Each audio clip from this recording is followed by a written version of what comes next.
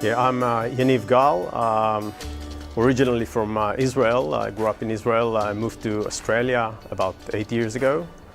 Lived in Queensland for about 8 years, and then recently moved to Auckland to start working for Compac.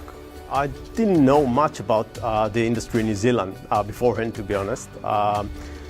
When I decided I want to move away from the University of Queensland, I started to look around. I looked around Australia and mainly in Australia and a little bit in the US and Israel. And I found that New Zealand actually has a lot to offer in the high-tech industry. The variety of positions in R&D in New Zealand was quite impressive compared to the size of the country. And what I like about my job at Compac, or the reason really why I came to Auckland, is because of Compac and because my impression from this role was that it will be challenging intellectually and will be interesting for me.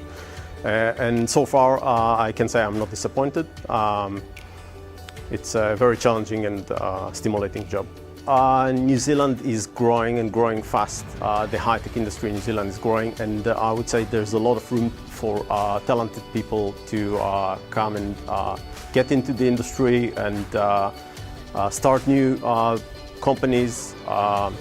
It's quite easy and friendly environment to do this, so I would definitely recommend trying.